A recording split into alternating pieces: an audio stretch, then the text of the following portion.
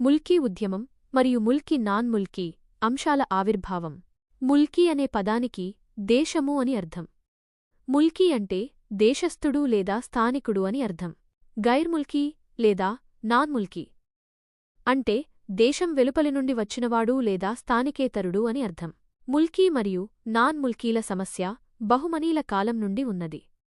బహుమనీ సుల్తానుల కాలంలో ముల్కీ సమస్య ఆవిర్భావం. కాకతీయ రాజ్య పతనం తరువాత దక్కన్ ప్రాంతాన్ని బహుమనీలు పరిపాలిస్తున్న కాలంలో, అంటే క్రీస్తు శకం 14వ శతాబ్దంలో ఢిల్లీ సుల్తాన్ వంశాలైన ఖిల్జీ మరియు తుగ్లక్ సైన్యాలతో పాటు అనేకమంది ముస్లింలు దక్కన్ ప్రాంతానికి వచ్చి స్థిరపడ్డారు. వీరిని దక్కనీలు అనేవారు. అదే సమయంలో పశ్చిమ ఆసియా దేశాలైన ఇరాన్, ఇరాక్, టర్కీ మరియు అరేబియా దేశాల నుండి అనేకమంది ముస్లింలు భారతదేశానికి వచ్చి బహుమనీ సామ్రాజ్యంలో స్థిరపడ్డారు. వీరిని అఫాకీలు అనేవారు. అఫాకీలు అనగా స్థానికేతరులు అని అర్థం. తదనంతర కాలంలో దక్కనీలు ముల్కీలుగా మరియు అఫాకీలు నాన్ ముల్కీలుగా పేర్కొనబడ్డారు. బహుమనీ సుల్తానుల రాజు మూడో అహ్మద్ షా అఫాకీ అయినటువంటి మహమ్మద్ గవాన్ను ప్రధానమంత్రిగా నియమించుకున్నాడు. అయితే ప్రధానమంత్రి మహమ్మద్ గవాన్ రాజ్యంలో అనేక సంస్కరణలను ప్రవేశపెట్టి ఉన్నతమైన పరిపాలన కొరకు అఫాకీలను ఉన్నత ఉద్యోగాలలో నియమించాడు. ఈ అఫాకీలు వర్తక వాణిజ్యాలలో ఆధిపత్యం వహించి ఆర్థికంగా మరియు సామాజికంగా బలవంతులై బహుమనీ రాజ్యంలో ఉన్నత పదవులను పొందారు. దీనితో స్థానిక దక్కనీలకు మరియు అఫాకీలకు మధ్య ఘర్షణ మొదలైంది. అంతేకాకుండా అఫాకీలు షియా మతస్థులు కాగా దక్కనీలు సున్నీ మతస్థులు కావడం వల్ల వీరి మధ్య విభేదాలు ఎక్కువయ్యాయి. చివరకు అఫాకీలకు మరియు దక్కనీలకు మధ్య ఉన్న విభేదాలు తారస్థాయికి చేరుకొని క్రీస్తు శకం 1527లో బహుమనీ సామ్రాజ్య విచ్ఛిన్నానికి దారితీసింది. బహుమనీ సామ్రాజ్య స్థానంలో 5 చిన్న రాజ్యాలు ఏర్పడ్డాయి. వాటిలో గోల్కొండ కుతుబ్ షాహీల సామ్రాజ్యం ఒకటి. కుతుబ్ షాహీల కాలం. బహుమనీ సామ్రాజ్య విచ్ఛిన్నంలో భాగంగా ఏర్పడిన కుతుబ్ షాహీ సామ్రాజ్య స్థాపకుడు కులీ కుతుబ్ షా కూడా ఒక అఫాకీ, అంటే ఇతను ఇరాన్ నుండి వచ్చాడు. అయితే కులీ కుతుబ్ షా బహుమనీ సామ్రాజ్య విచ్ఛిన్న అనుభవంతో స్థానిక దక్కనీలకే ఎక్కువ ఉద్యోగాలు ఇచ్చాడు.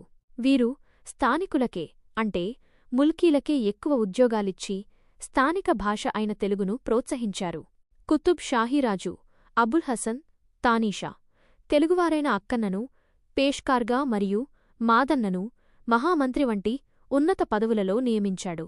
కుతుబ్ షాహీలు స్థానిక భాష మరియు సంస్కృతులను గౌరవించడం, స్థానికులకే అధిక ఉద్యోగాలివ్వడం వలన కుతుబ్ షాహీల కాలంలో ముల్కీ సమస్యలు తలెత్తలేదు. అసఫ్ జాహీల కాలంలో ముల్కీ సమస్య. క్రీస్తు శకం 1724లో నిజాం ఉల్ ముల్క్ హైదరాబాద్లో అసఫ్ జాహీ రాజ్యాన్ని స్థాపించాడు.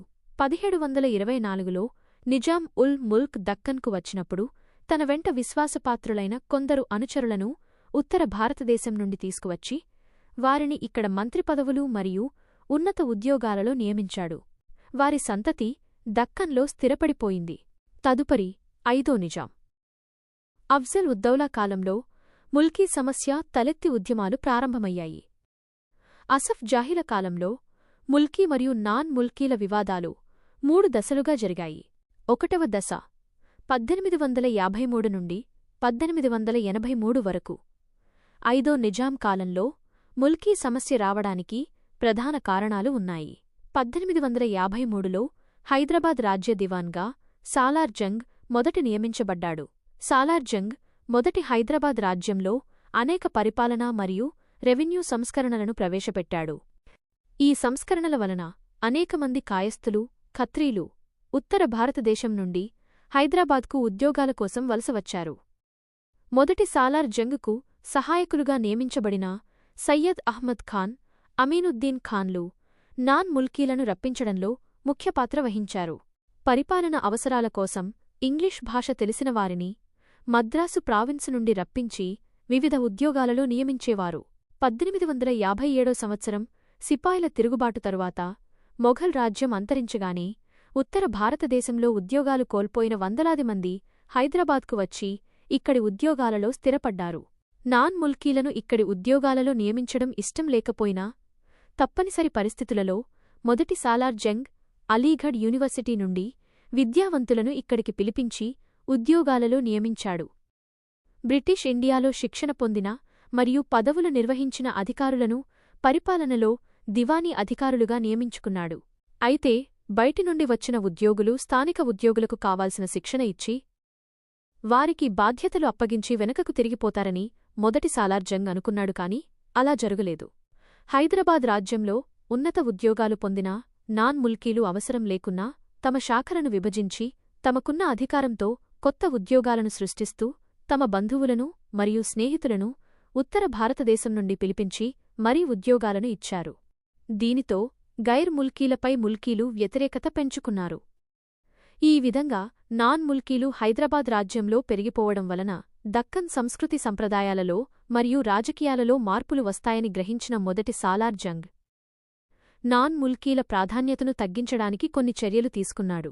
మొదటి సాలార్ జంగ్ తీసుకున్న చర్యలు ఇవే: నిజాం కుటుంబానికి దివాన్ రాజకీయ మరియు వ్యక్తిగత కార్యక్రమాలకు హాజరు కావాలన్నా మరియు బ్రిటిష్ రెసిడెంట్నుగాని ప్రముఖ నవాబులనుగాని కలవాలన్నా ఈ నాన్ ముల్కీ అధికారులు ప్రత్యేక అనుమతి తీసుకోవాలి. ఈ నాన్ ముల్కీ అధికారులకు జాగీర్లు మరియు బిరుదులివ్వరాదని మొదటి సాలార్ జంగ్ నిర్ణయించాడు. సైన్యంపై నాన్ ముల్కీల ఆధిపత్యం తగ్గించుటకు వారిని సైనిక పదవులలో నియమించలేదు. హైదరాబాద్ రాజ్య అధికార భాష పర్షియన్ను తొలగించి ఉర్దూను ప్రవేశపెట్టాలనే నాన్ ముల్కీ అధికారుల ప్రతిపాదనను మొదటి సాలార్ జంగ్ తిరస్కరించాడు. మొదటి సాలార్ జంగ్ ముల్కీ మరియు నాన్ ముల్కీల మధ్య సమతుల్యం కోసం ప్రయత్నం చేశాడు. నాన్ ముల్కీల గురించి మొదటి సాలార్ జంగ్ మాట్లాడుతూ, వీరికి ఎంత ప్రతిభ ఉన్నా తరతరాలుగా నిజాం సేవలో విధేయులుగా ఉన్న స్థానికులతో వీరిని పోల్చలేము అని అనేవాడు. ముల్కీ తొలి ఉత్తర్వులు 1868 సంవత్సరం.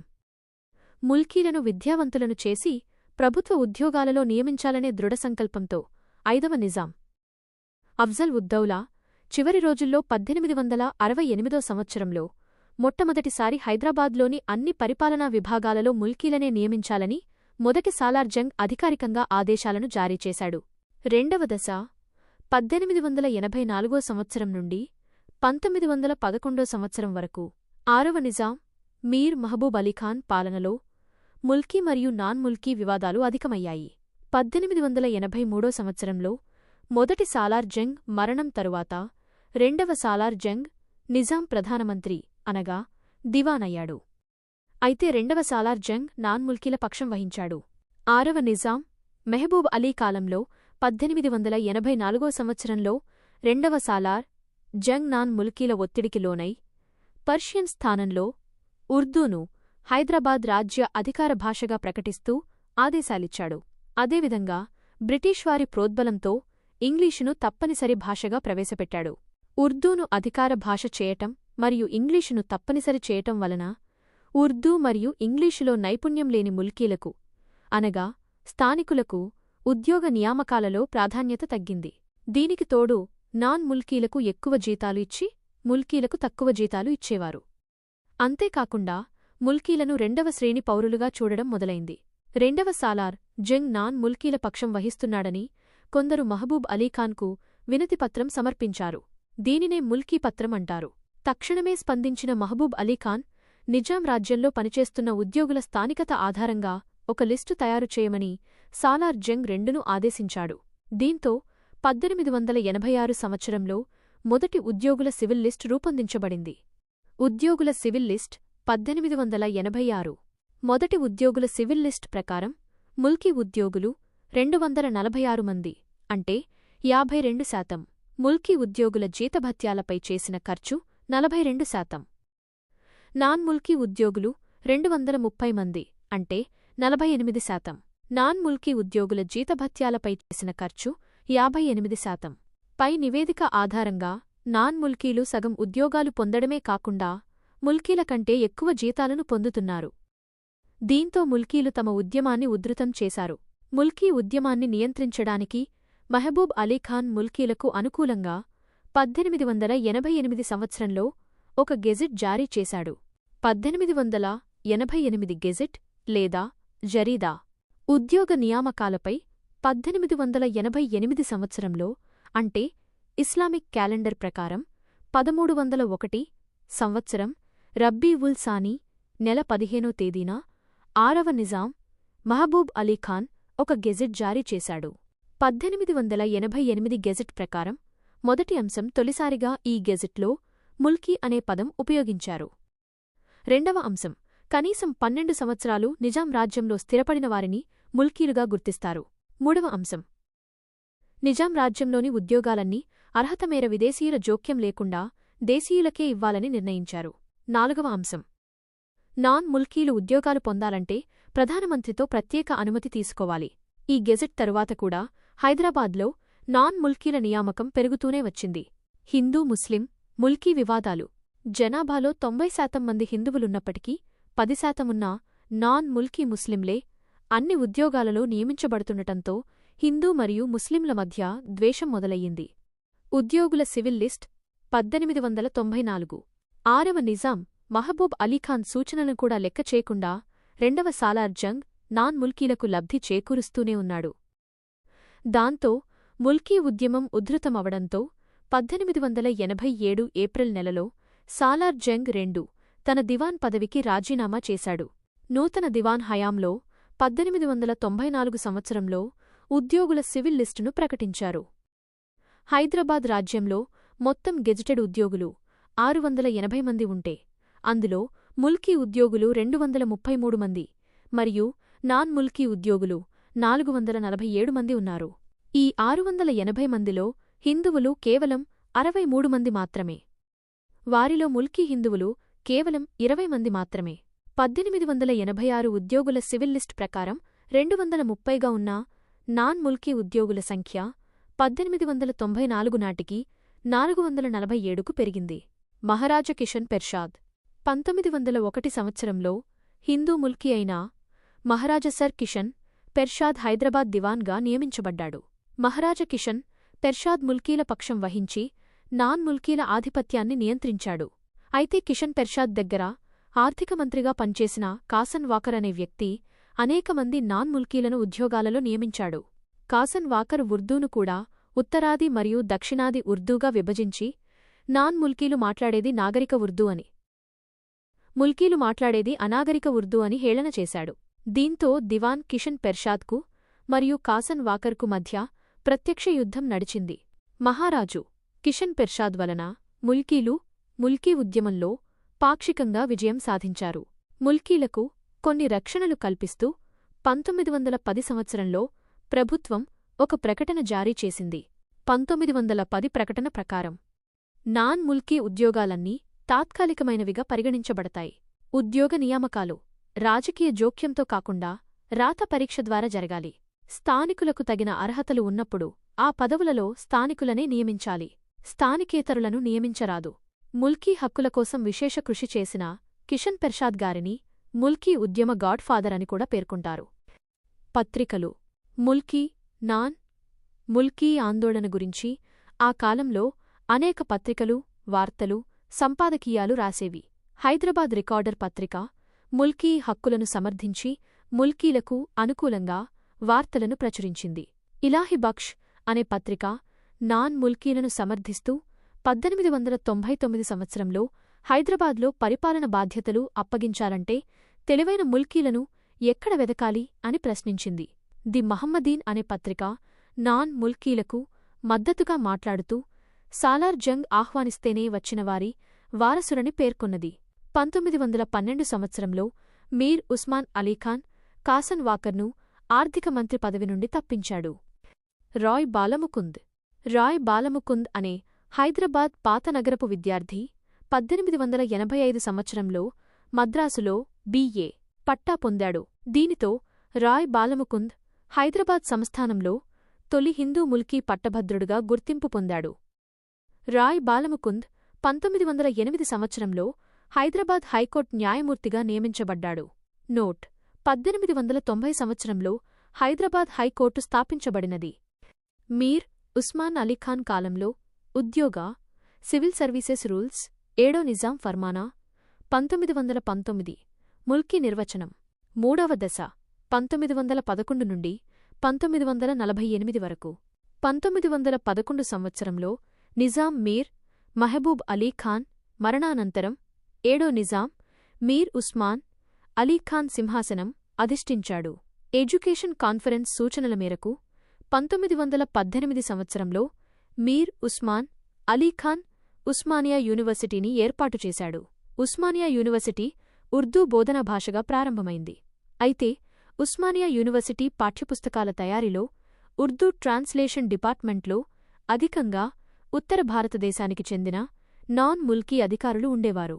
నాన్ ముల్కీ అధికారులు స్థానికులు మాట్లాడే దక్కనీ ఉర్దూని కాకుండా పాఠ్యపుస్తకాలలో ఉత్తర భారత ఉర్దూ అయిన లక్నవీ ఉర్దూను ఉపయోగించారు. దక్కనీ ఉర్దూ అనేది ముల్కీగా, లక్నవీ ఉర్దూ నాన్ ముల్కీగా పరిగణించబడేది. దీంతో భాషాపరంగా కూడా ముల్కీ, నాన్ ముల్కీ అనే భావనలు ఏర్పడ్డాయి. ఉస్మానియా విశ్వవిద్యాలయం విద్యావంతులైన పౌరులను తయారుచేసే సంస్థగా మారింది. కాని ప్రభుత్వ అధికారులను తయారు చేయలేకపోయింది. అదే సమయంలో ఇంగ్లీష్ మీడియం బోధనా భాషగా గల నిజాం కాలేజీ మాత్రం అధికారులను తయారుచేసే నాణ్యమైన కళాశాలగా తయారైంది. ముల్కీల యొక్క పిల్లలు ఉస్మానియా యూనివర్సిటీకి వెళ్లగా నాన్ ముల్కీల యొక్క పిల్లలు నిజాం కాలేజీకి వెళ్లేవారు. ఈ విధంగా విద్యాపరంగా ఏర్పడిన భేదాభిప్రాయాలు క్రమంగా నాన్ ముల్కీ సమస్యను మరింత పెంచాయి. ముల్కీ, నాన్ ముల్కీ సమస్యలలో భాగంగానే దక్కనీ జాతీయవాదం, దక్కన్లో ముస్లిం సర్వభౌమాధికారం వంటి సిద్ధాంతాలు ఆవిర్భవించాయి. దక్కనీ జాతీయవాదం. ఉస్మానియా యూనివర్సిటీలో ఉర్దూ ప్రొఫెసర్ అయిన డాక్టర్ జోరే ఈ దక్కనీ జాతీయవాదం అనే సిద్ధాంతాన్ని తీసుకువచ్చాడు. ఇతనితో పాటు కొందరు ఓయూ ప్రొఫెసర్లు దక్కనీ, ఉర్దూ, ముల్కీల రక్షణ కొరకు ప్రయత్నం చేశారు. ఈ ముల్కీ ప్రొఫెసర్లు 1930లో ఇదారా ఈ అదాబియాత్ ఈ ఉర్దూ అనే గ్రంథాలయాన్ని స్థాపించి దక్కనీ జాతీయవాద సిద్ధాంతాలకు సంబంధించిన సమాచారాన్ని సేకరించి ప్రచురించేవారు. ఈ గ్రంథాలయం మతాలకు, కులాలకు అతీతంగా ఉండే ముల్కీలను అభివృద్ధి చేయడంలో కీలక పాత్ర పోషించింది. దక్కనీ జాతీయవాద సిద్ధాంతంకు ముల్కీలు మద్దతు పలికారు.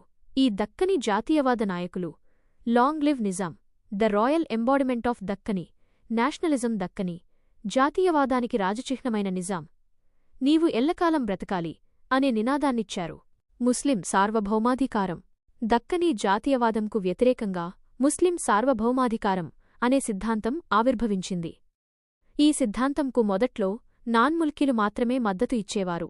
తదుపరి కాలంలో ఈ సిద్ధాంతం ముల్కీలను హిందూ, ముస్లింలుగా విడగొట్టి ముల్కీ ముస్లింల మద్దతు పొందింది. దాంతో ముల్కీ ఉద్యమం బలహీనపడింది. ముస్లిం సార్వభౌమాధికారం సిద్ధాంతంను తరువాతి కాలంలో రజాకార్లు విస్తృతంగా ఉపయోగించారు.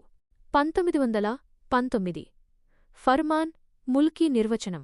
1919లో నిజాం మీర్ ఉస్మాన్ అలీఖాన్ ముల్కీ రూల్స్ పరిరక్షణకు ఒక ఫర్మాన్ జారీ చేశాడు. దీనినే ముల్కీ నిబంధనలు అంటారు. అందులోని ముఖ్యమైన అంశాలు: 1. ఈ క్రింది షరతులలో ఏదైనా ఒకటి సంతృప్తిపరిచిన వ్యక్తి ముల్కీగా పరిగణించబడతాడు. ఎక్స్ హైదరాబాద్ రాజ్యంలో జన్మించిన వ్యక్తి అయి ఉండాలి. బి హైదరాబాద్ రాజ్య నివాసి అయి ఉండాలి. సి ఆ వ్యక్తి పుట్టిననాటికి అతని ఆమె తండ్రి ప్రభుత్వ ఉద్యోగిగా 15 సంవత్సరాల సమయంను పూర్తిచేసి ఉండాలి. డి మహిళ అయితే ముల్కీగా పరిగణించబడే వ్యక్తి భార్య అయి ఉండాలి. 2. ఏ వ్యక్తి అయినా పుట్టుక సమయంలో అతని ఆమె యొక్క తండ్రి ముల్కీ అయి ఉంటే ఆ వ్యక్తి హైదరాబాద్ రాజ్యానికి చెందినవాడిగా పరిగణించబడతాడు. 3. ఏ వ్యక్తి అయితే హైదరాబాద్ రాజ్యంలో శాశ్వత నివాసకాలం 15 సంవత్సరాలు పూర్తి చేసుకుని తిరిగి తన పూర్వ ప్రాంతమునకు వెళ్లనని తీర్మానిస్తూ మేజిస్ట్రేట్ ద్వారా అఫిడవిట్ సమర్పిస్తారో అతను ఆమెను ముల్కీగా పరిగణిస్తారు. 4.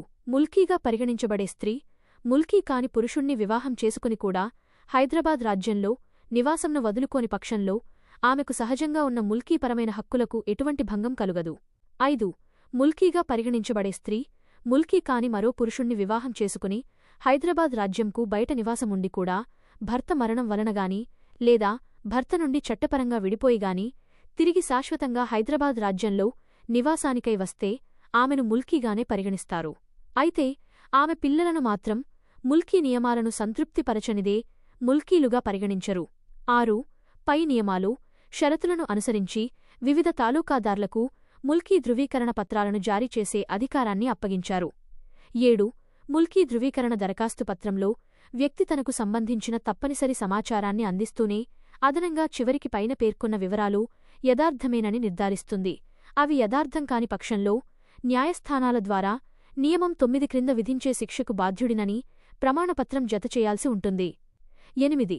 ఒకవేళ ముల్కీ ధృవీకరణ పత్రంపై చేసిన దరఖాస్తు తిరస్కరించబడినచో 1 నెల రోజుల లోపల సంబంధిత సుబేదారుకు తిరిగి దరఖాస్తు సమర్పించాలి. ఈ విషయంలో సుబేదారుడే అంతిమ నిర్ణయం. 9. నియమం 7 ప్రకారం ముల్కీ ధృవీకరణ పత్రం పొందేందుకు సమర్పించిన సమాచారం యథార్థం కాదని ప్రభుత్వం పోలీసు శాఖవారు గుర్తించినచో ఆయా వ్యక్తుల ముల్కీ పత్రాలను రద్దు చేయగలరు. అలాగే నియమం 1లోని A-B-Cల ప్రకారం హైదరాబాద్ రాజ్యంకు అవిధేయత ప్రకటించడం, ప్రభుత్వ వ్యతిరేక రాజకీయ కార్యకలాపాలలో పాల్గొనడం, ప్రత్యక్షంగానీ పరోక్షంగాగానీ హైదరాబాద్ ప్రభుత్వానికి, ప్రభుత్వ ప్రయోజనాలకు వ్యతిరేకంగా ప్రవర్తించినా, పనిచేసినా అతని ముల్కీ పత్రాలు, ముల్కీగా గల హక్కులు రద్దు చేయబడతాయి. ఈ ఫర్మాన్ ప్రకారం ఉద్యోగుల ఎంపిక కోసం సివిల్ సర్వీస్ ఎగ్జిక్యూటివ్ కౌన్సిల్ ఏర్పాటు చేయబడింది. ఇది ఒక స్వతంత్ర సంస్థ.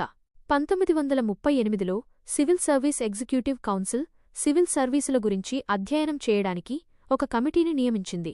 ఈ కమిటీ నివేదిక ప్రకారం 1947 ఏప్రిల్ 27న హైదరాబాద్ పబ్లిక్ సర్వీస్ కమిషన్ను ఒక ఫర్మాన్ ద్వారా ఏర్పాటు చేశారు. హైదరాబాద్ పబ్లిక్ సర్వీస్ కమిషన్లో ఒక చైర్మన్, 9 సభ్యులుంటారు. వీరిని ఎగ్జిక్యూటివ్ కౌన్సిల్ చైర్మన్ సిఫారసుల ఆధారంగా నిజాం ప్రభు నియమిస్తాడు. ఉస్మానియా గ్రాడ్యుయేట్స్ అసోసియేషన్ 1920లో ఉస్మానియా గ్రాడ్యుయేట్స్ అసోసియేషన్ పేరుతో హైదరాబాద్ సంస్థానంలో ముల్కీ రాజకీయ సంస్థ ప్రారంభమైనది. ఈ సంస్థ ప్రస్తుతం తెలంగాణలో అనేక విద్యాసంస్థలను నిర్వహిస్తుంది. ఎగ్జిబిషన్ సొసైటీని కూడా ఈ సంస్థే స్థాపించింది. హైదరాబాద్ స్టేట్ రిఫార్మ్స్ 1921లో హైదరాబాద్లో కొందరు విద్యావంతులు హైదరాబాద్ స్టేట్ రిఫార్మ్స్ అనే సంస్థను ఏర్పాటు చేశారు. ఈ సంస్థ లక్ష్యం రాజ్యాంగ సంస్కరణలు సాధించడం. Society of union and progress 1926 సంవత్సరంలో ఇంగ్లాండ్లో చదువుతున్న హైదరాబాద్ విద్యార్థులు లండన్లో society of union and progress అనే సంస్థను ప్రారంభించారు. ఈ సంస్థ బాధ్యతాయుత ప్రభుత్వం ఏర్పాటుకు అనుకూలంగా ప్రజలను చైతన్యవంతం చేసింది. హైదరాబాద్ అసోసియేషన్ 1930లో బారిస్టర్ శ్రీకిషన్ ఆధ్వర్యంలో హైదరాబాద్ అసోసియేషన్ ప్రారంభమైనది. ఈ సంస్థ బాధ్యతాయుత ప్రభుత్వం ఏర్పాటు చేయాలని, పాలనా సంస్కరణలు కావాలని డిమాండ్ చేసింది. 1933 ఫర్మాన్ 1930వ దశకంలో పంజాబ్ ప్రాంతానికి చెందిన ఖాన్ సాహెబ్లను హైదరాబాద్ సంస్థానంలోని అనేక ఉన్నతోద్యోగాలలో నేరుగా నియమించడం జరిగింది. దీనివలన స్థానిక ఉద్యోగుల ప్రమోషన్లు దెబ్బతిన్నాయి. దీంతో మరలా ముల్కీ, నాన్ ముల్కీ సమస్య ఉత్పన్నమయ్యింది. ముల్కీల అసంతృప్తిని చల్లార్చడానికి మీర్ ఉస్మాన్ అలీఖాన్ 1933లో ఒక ఫర్మాన్ జారీ చేశాడు. ఈ ఫర్మాన్ ప్రకారం ఉద్యోగ నియామకాలలో సమర్థవంతమైన, విద్యావంతులైన ముల్కీలకే ప్రాధాన్యత ఇవ్వబడుతుంది. నాన్ ముల్కీలు హైదరాబాద్ సంస్థానంలో తాత్కాలికంగా మాత్రమే నియమించబడతారు. ముల్కీ ఉద్యమకారులకు అప్పటి హైదరాబాద్ కొత్వాల్, రాజా బహదూర్, వెంకటరామిరెడ్డి అన్ని విధాలుగా సహకరించారు. నిజాం, మీర్ ఉస్మాన్ అలీఖాన్ ముల్కీలకు అనుకూలంగా ఫర్మాన్ జారీ చేసినందుకు రాష్ట్రంలోని ప్రజలు, ముల్కీ ఉద్యమకారులు ఒక బహిరంగ సభ నిర్వహించి నిజాంకు కృతజ్ఞతలు తెలియజేశారు. ఈ బహిరంగ సభలో పాల్గొన్న ముఖ్య ముల్కీ ఉద్యమకారులు కుమారి Padmaja Naidu, Burgula Ramakrishna Rao, Mandumula Narsing Rao, Mir Akbar Ali Khan, doctor Latif Sayeed, Raja Dhondiraj, Nawaz Shamsher Jung. Nizam subjects league -1935 Nizam Mulki league 1935 సంవత్సరంలో ముల్కీ ఉద్యమకారులు నిజాం సబ్జెక్ట్స్ లీగ్ అనే సంస్థను స్థాపించారు. దీనిని ఉర్దూలో జమియత్ రిఫాయే నిజాం అని, తెలుగులో నిజాం ప్రజల సంఘమని పిలుస్తారు. నిజాం ముల్కీ లీగ్ ఇచ్చిన నినాదం హైదరాబాద్ ఫర్ హైదరాబాదీస్. దీని యొక్క అధ్యక్షుడు నవాబ్ సర్ నిజామత్ జంగ్. సర్ నిజామత్ జంగ్ నిజాం మంత్రిమండలిలో రాజకీయ శాఖ మంత్రిగా విధులు నిర్వహించాడు. ఈ సంస్థ ఉపాధ్యక్షులు 1 డాక్టర్ లతీఫ్ సయీద్, 2 రామచంద్రనాయక్. ఈ సంస్థ కోశాధికారి బారిస్టర్ నౌషీర్ చినాయ్. కార్యదర్శులు 1 సయ్యద్ అబిద్ హసన్, 2 బూర్గుల రామకృష్ణారావు, 3 శ్రీనివాస శర్మ. ఈ సంస్థ కార్యనిర్వాహక సభ్యులు. ఈ సంఘం 18 మంది సభ్యులతో తన కార్యవర్గాన్ని ఏర్పాటు చేసింది. 1 రాజా బహదూర్ వెంకటరామిరెడ్డి, 2 వామన్ నాయక్, 3 నవాబ్ బహదూర్ యార్జంగ్, 4 కాశీనాథరావు వైద్య, 5 అక్బర్ అలీఖాన్, 6 మందముల నర్సింగరావు, 7 మీర్ హసనుద్దీన్ ముషీర్ పత్రిక సంపాదకుడు మొదలైనవారు. నిజాం ముల్కీ లీగ్ యొక్క ప్రాధాన్యత. ముల్కీ ప్రజల హక్కులను కాపాడుట. ప్రజలచే ఎన్నుకోబడిన శాసనసభకు ప్రభుత్వం బాధ్యత వహించే విధంగా రాజ్యాంగ స్థాపనకు కృషి చేసింది. వివిధ కులాలు, వర్గాల మధ్య స్నేహభావం పెంపొందించి ఒకరికొకరు సహకరించుకునేటట్లు ప్రయత్నించింది. నిజాం ముల్కీ లీగ్ నిజాంకు విధేయతను ప్రకటించింది. దక్కనీ సంస్కృతి, భాష పరిరక్షణ కోసమే తమ ఉద్యమమని ప్రకటించింది. నిజాం రాష్ట్రపు రాజకీయ హక్కులను కాపాడుటకు ప్రయత్నించింది. నిజాం సబ్జెక్ట్స్ లీగ్ ఒత్తిడి మేరకు ఆనాటి ప్రభుత్వం అరవముదం అయ్యంగార్ నేతృత్వంలో కమిటీని వేసింది. ఆ కమిటీ సిఫారసుల మేరకు 1939లో ముల్కీ నిబంధనల్ని సవరించి ముల్కీలకు మరిన్ని రక్షణలు కల్పించారు.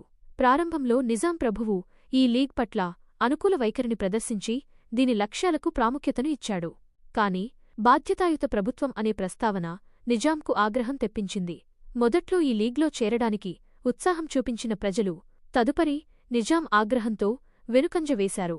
కొందరు ముస్లిం మేధావులు ముస్లిం సార్వభౌమాధికారం అనే సిద్ధాంత ప్రభావంతో దీనిని వదిలి ఇత్తెహాదుల్ ముస్లిమీన్ సంస్థలో చేరడంతో నిజాం సబ్జెక్ట్స్ లీగ్ 1939లో రద్దయింది. పీపుల్స్ కన్వెన్షన్ ఏర్పాటు. 1937లో ముల్కీ లీగ్లో చీలిక వచ్చి దానిలోని హిందువులు బయటకు వచ్చి పీపుల్స్ కన్వెన్షన్ ప్రారంభించారు. నోట్: ముల్కీ లీగ్ ఉద్యమనేత సయ్యద్ అబిద్ హసన్ రాసిన పుస్తకం విదర్ హైదరాబాద్. బహదూర్ అరవముదం అయ్యంగార్ కమిటీ. నిజాం రాజ్యంలో రాజకీయ సంస్కరణల కోసం 1937 సంవత్సరంలో నిజాం ప్రభుత్వం అరవముదం అయ్యంగార్ కమిటీని నియమించింది. ఈ కమిటీ 1938లో నివేదిక సమర్పించింది. ఈ కమిటీ నివేదికలో క్రింది ఉద్యోగ సంబంధ సూచనలు చేసింది. ముల్కీ నిబంధనలను మరింత కఠినతరం చేస్తూ ఉద్యోగ నియామకాలు చేపట్టాలి. ఈ కమిటీ సూచన మేరకు 1945లో ఆర్టికల్ 39లోని ముల్కీ నిర్వచనాన్ని మరింత కఠినతరం చేశారు. ప్రభుత్వ ఉద్యోగులను నియమించేటప్పుడు ఎటువంటి పక్షపాతం చూపకుండా ఉద్యోగార్థుల యొక్క శక్తి సామర్థ్యాలను, నైతిక ప్రవర్తనలను పరిగణలోకి తీసుకుని ఉద్యోగ నియామకాలు చేపట్టాలి. ఉద్యోగ నియామకాల కోసం ప్రత్యేక యంత్రాంగాన్ని ఏర్పాటు చేయాలి. 1948 నుండి 52 మధ్య మిలిటరీ మరియు వెల్లోడి పాలనలో ముల్కీ నియమాల ఉల్లంఘన. మిలిటరీ పాలన, వెల్లోడి ప్రభుత్వాల ఉద్యోగ విధానాలు. 1948 నుండి 1952 మధ్యకాలంలో హైదరాబాద్ రాష్ట్రం భారత సమాఖ్య వ్యవస్థలో విలీనమై ఎంతో అస్తవ్యస్తమైన సాంఘిక, ఆర్థిక, రాజకీయ పరిస్థితులను ఎదుర్కొన్నది. దీంతో నూతనంగా ఆవిర్భవించిన రాష్ట్రంలో శాంతి భద్రతలు, ఆర్థిక సుస్థిరత ఏర్పరిచి ప్రజలలో విశ్వాసం కలుగజేయవలసిన బాధ్యతను ప్రభుత్వం గుర్తించింది. ఈ బాధ్యతను నిర్వర్తించడానికి కొన్ని వినూత్న ఉద్యోగ నియామక విధానాలు ఆచరించింది. అవి: నిజాం పరిపాలనలో పోలీసు ఉద్యోగాలు, సివిల్ ఉద్యోగాలలో దాదాపు 90% పైగా ఒకే సామాజిక వర్గానికి చెందినవారికి ప్రాతినిధ్యం ఉండేది. ప్రధానంగా సాయుధ దళాల్లో సమాజంలోని అన్ని వర్గాలకు ప్రాధాన్యత ఇవ్వవలసిన అవసరాన్ని ప్రభుత్వం గుర్తించింది. కనీసం జనవరి 1, 1954 కల్లా 60% పోస్టుల్లో ఇతర వర్గాలకు ప్రాధాన్యమివ్వాలని భావించింది. దీంతో పొరుగు రాష్ట్రాలైన మద్రాసు, సెంట్రల్ ప్రావిన్స్, బొంబాయిల నుంచి అప్పటి శాంతి భద్రతలను సత్వరమే చక్కదిద్దే ఉద్దేశ్యంతో సాయుధ దళాలను రప్పించి నియమించుకున్నది. హైదరాబాద్ రాష్ట్రంలో ప్రజలు అత్యధికంగా తెలుగు మాట్లాడేవారు కావడంతో పరిపాలనలో తెలుగు భాషకు ప్రాధాన్యమివ్వాలని సంకల్పించారు. దానితో అప్పటివరకు పాలనాభాషగా ఉన్న ఉర్దూ స్థానంలో తెలుగు భాషకు ప్రాధాన్యమిచ్చే ఉద్దేశ్యంతో కొంతమంది ఉద్యోగులను నియమించుకున్నారు. జాగీర్దారీ వ్యవస్థను రద్దుచేసి భూయాజమాన్యాలను రెవెన్యూ పాలన కిందకు తీసుకురావడానికి నూతన ఉద్యోగవర్గం అవసరమయ్యింది. దీనికోసం ప్రత్యేక నియామకాలు జరపాలని నిర్ణయించారు. నిజాం ప్రభుత్వపు ఆర్థిక పరిస్థితులు చక్కదిద్ది హైదరాబాద్ రాష్ట్రంలో సాధారణ పరిస్థితులు నెలకొల్పడానికి దాదాపు 200 మందికి పైగా భారత యూనియన్ అధికారుల బృందం నియామకం పొంది ఆర్థిక సుస్థిరతకు కృషి చేసింది. నిజాం ప్రభుత్వ కాలంలో రాజకీయాలలో పాల్గొన్న ఉద్యోగులను అవినీతి, అధికారం దుర్వినియోగానికి పాల్పడిన వారిని ఎంతోమందిని ఉద్యోగాల నుంచి తొలగించేవారు. స్వాతంత్ర్యానంతరం ఎంఏ రహమాన్ అనే పబ్లిక్ సర్వీస్ కమిషన్ అధికారిని నియమించి యోగ్యులైన వారిని నైతిక ప్రమాణాల ఆధారంగా తిరిగి ఉద్యోగాలలో నియమించడానికి నూతన ప్రభుత్వం నిర్ణయించింది. దీనికి సంబంధించి కొద్దిమందికి ఉద్యోగ అవకాశాలు లభించాయి. కొన్ని కేసులను మిలిటరీ అధికారి చౌదరి స్వయంగా పరిశీలించి ఉద్యోగ అవకాశాలు కల్పించారు.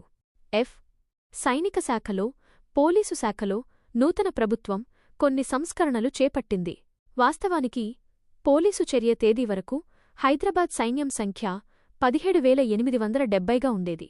రాష్ట్రానికి ఇంత పెద్ద సైన్యం అవసరం లేదని ఈ సంఖ్యను 10,415కు తగ్గించారు.